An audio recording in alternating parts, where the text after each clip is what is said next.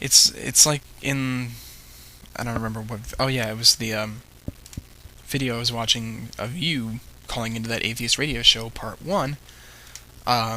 Somebody down in the comments posted the burden. It's if I have an empty table and you say there is an invisible turkey on it, the burden of proof is not on the person that says it's empty. The burden of proof is on the person who claims there is an invisible turkey on the table. I agree. There is no burden of proof for non-existence. You don't have to prove something doesn't exist. You have to prove that something does exist. We do not have to justify our belief system, because logically, any religion doesn't make sense to us. Why is that such a crime? If it doesn't make sense to us, why should we believe it?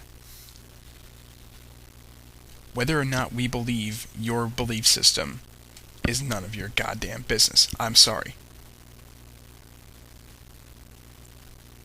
In fact, I don't think it's anybody's business what I personally believe. If somebody else doesn't like it, that's fine. I am not going to shove my belief system down anybody else's throats. I expect any religion to reciprocate.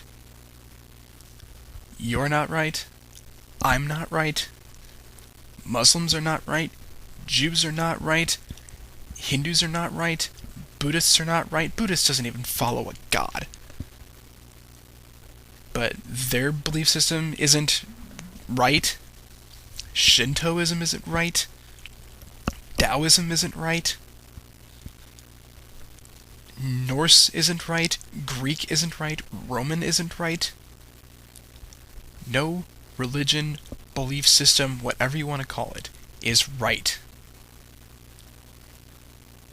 There is no such thing as right.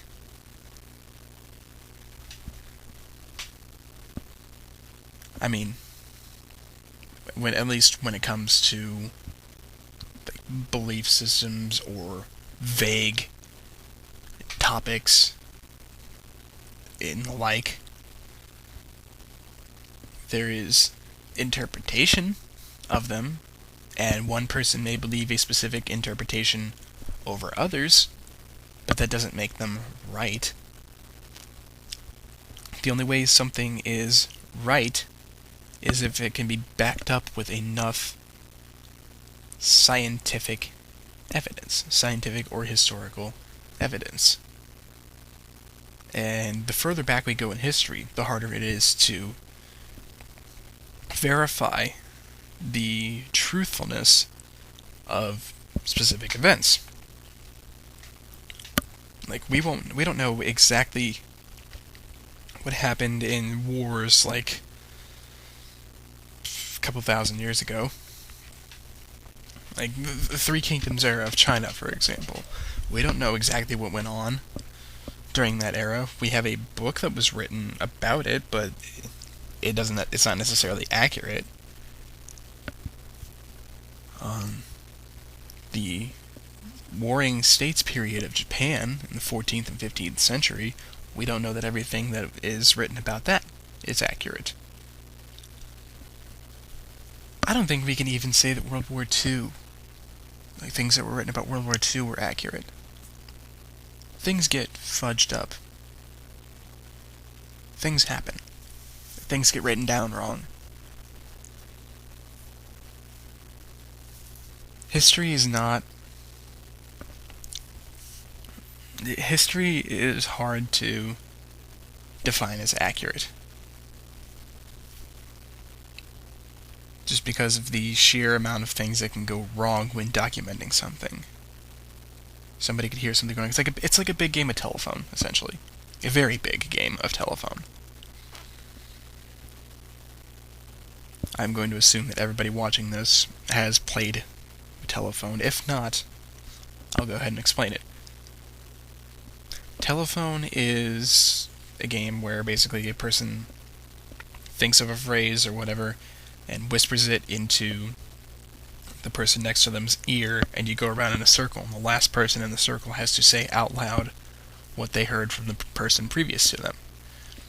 I liked to screw around with people with that when I was a kid and say and use the phrase super anti-disestablishmentarianism just to fuck them up. And it worked every single time. I was so proud of myself. But I digress. History is like a gigantic game of telephone. We get hearsay, documents, whatever. And like I said, the documents could have been written wrong. One word could have been left out of a sentence. Or one figure could have been copied down incorrectly. It is very easy for things to go wrong historically. In fact, in the Bible, there are several inconsistencies. I believe, if I remember correctly, that the infancy narratives do not match up at all. I think both are set in, like I said, again, if I remember correctly, please correct me if I'm wrong, but I believe each of the infancy narratives took place in a different city, and I think they were a couple of years apart, actually. So even those do not match up to each other. And I mean, it happens.